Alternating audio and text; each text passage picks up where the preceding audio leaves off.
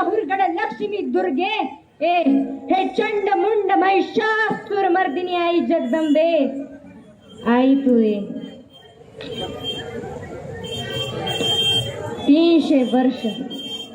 300 वर्ष अवघा मराठी मुलक पारतंत्र्यात चलपडत आहे.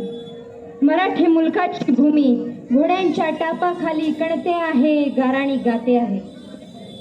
फार वयापासून का होता राजा सिंदखेड वतनाचे 5000 मनसुबदार असलेले लखोजीराव जाधव आणि म्हाळसराणी यांच्या आम्ही कन्या. बालवयापासूनच अवतीभवती सरदारांची बळदळ, न्यायनिवाडा आणि सल्लामसली नित्याच असते. शौर्याच्या गाथा ऐकतच युद्धकलाही शिकलो आम्ही. पण बालवयात एक प्रश्न सतवतोय. धर्म म्हणजे मनुष्य जनाचं कल्याण का केवळ कर्मकांड? ही यवनी सत्ता काल सर्पासारखी विळखा घालून बसली आहे. या सह्याद्रीला जाग का येत नाही? हा अन्याय अत्याचार पाहून तळपायाची आग मस्तकात जाते. हाच प्रश्न आम्ही आमच्या बालवयात आमच्या तीर्थरूपांना विचारला. जिजा, मराठ्यांनी याच भूमीवर आसमंताकडे पाहून तुतार्या फुंकल्या, हर हर महादेवाच्या गर्जनेत ढाल तलवारी लढवल्या. पण आपला समाज एक संघ नाही, तो विखुरला गेला आहे. जाती धर्माची उतरण घट्ट झाली आहे. पारतंत्र्याची चीड नाही, स्वातंत्र्याची ओढ नाही. जिजा, समाजास बांधून ठेवतो तो एक संघ स्वातंत्र्य विचार. आम्ही पुन्हा विचारलं, समाजास एक संघ करण्यासाठी आम्ही काय करावं? आमच्या तीर्थरूपांनी पुन्हा शब्दांची जुळाजुळ केली आणि म्हणाले, रक्ताचे पाठ वाहतात, तिथे गवतालाही भाले फुटतात. सहस्र कोंबांना जगण्याचं स्फुरण देतो तो स्वातंत्र्याचा सूर्य. पण हा सूर्य सहजासहजी वर येत नाही. त्यासाठी पारतंत्र्याचा श्वास कोंडावा लागतो. मनगटात बळांतरवरचे बळ करावे लागतात. या मुर्दार जनतेला जागा करावं लागतं. त्यांच्या हातात पेटत्या मशाली द्याव्या लागतात. एक शब्द आम्ही आमच्या मनात साठवत होतो. लहान होतो आम्ही, पण आता मात्र पेटायचं. ठिणगी पडली की साम्राज्याची पायाभरणी होणारच. त्या सह्याद्रीच्या कडेकपारात, सिंधू सागरांच्या लाटात संत सज्जनांचे टाळ मृदुंग त्यांनी जिल्ह्याच्या अदृश्य शक्तीला वहन करीत आहोत की हे सूर्यनारायणा, तू जर माझ्या पोटी जन्म घेणार असशील तर ये. हे आई जगदंबे, तू जर माझ्या पोटी जन्म घेणार असशील तर धयातांचं फळ घेऊन खरणी धारण करायला येणार असशील तर ये. अन्यथा मला पुत्र पुत्री नकोस.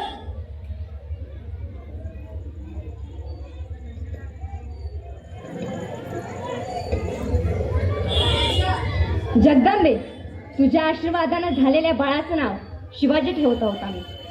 तलवारीच्या धारेनं आसमंतात कोरावं हे नाव.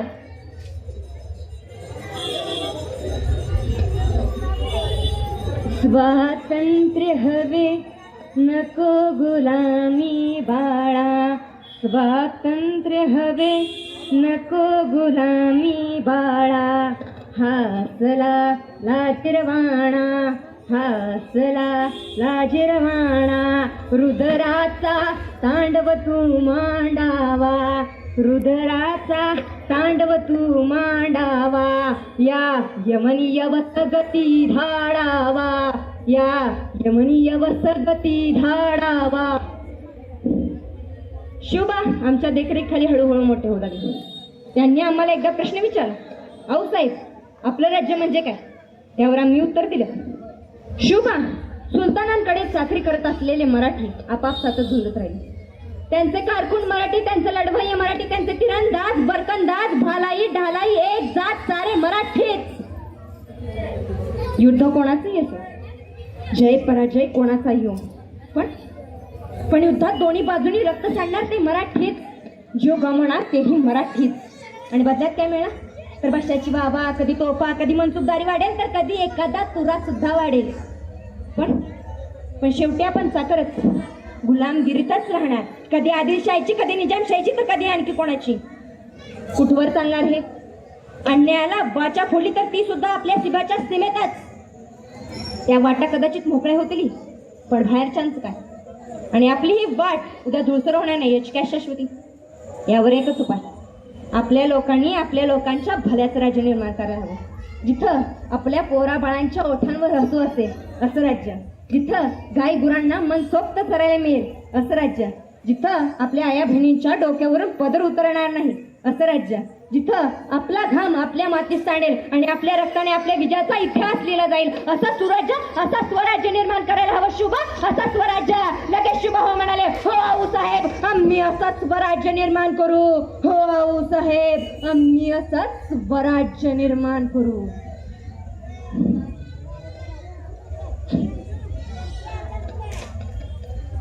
शिवबांनी वयाच्या 16व्या वर्षी स्वराज्य स्थापनेची प्रतिज्ञा घेतली, पण आमची मात्र खात्री पटली की शिवबा स्वराज्य स्थापन करते. शिवबा हळूहळू न्यायनिवाडे करू लागले. एका स्त्रीवर अत्याचार झालाय ते पण आमच्या तळपायाच्या मस्तकात गेली. आम्ही ओरडलो, शासन करा शिवबा, शासन करा, त्या नराधमाला शासन करा. शिवबा स्त्री ही मराठ्यांच्या देवघरातील देवता आहे. तिच्यावर जर कोणी अन्याय अत्याचार केला तर तो कदापि खपवून घेतला जाणार नाही. आणि एक गोष्ट सर्वांनी लक्षात ठेवा, तो कोणी का असेना, अंगणातली तुळस, गोठ्यातली गाय आणि घरातली माय यांच्यावर जर कोणी वाकडी नजर टाकली तर त्याची गाय केली जाणार नाही. घेऊन जायला आणि गटर मारायचे. शुभा, अखेर तो दिवस आला. शिवबांचा राज्याभिषेक झाला. शिवबा, आम्हाला वाटलं नव्हतं शिवबा आम्ही तुम्हाला या रूपात पाहू शकेल. शिवबा, शिवबा, पण आपल्या स्वराज्याच्या प्रत्येक मातेच्या नशिबी हा सुवर्णक्षण नाही. शिवबा, हा सुवर्णक्षण नाही.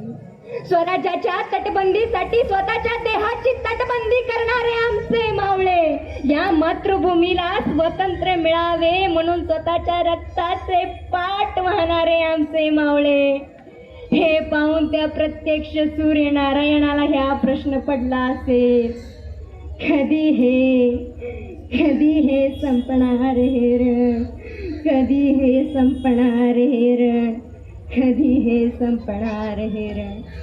हजार घाव झेलूनही खिंडीत बाजी बाकी आहे. हजार घाव झेलूनही खिंडीत बाजी बाकी आहे. जोवर येत नाहीत तोफांचे आवाज, तोवर लढण्याचा हट्ट बाकी आहे. तोवर लढण्याचा हट्ट बाकी आहे. पडला जरी वज्रगड तरी पुरंदरवर मुरार बाजी बाकी आहे. पडला जरी वज्रगड तरी पुरंदरवर मुरार बाजी बाकी आहे.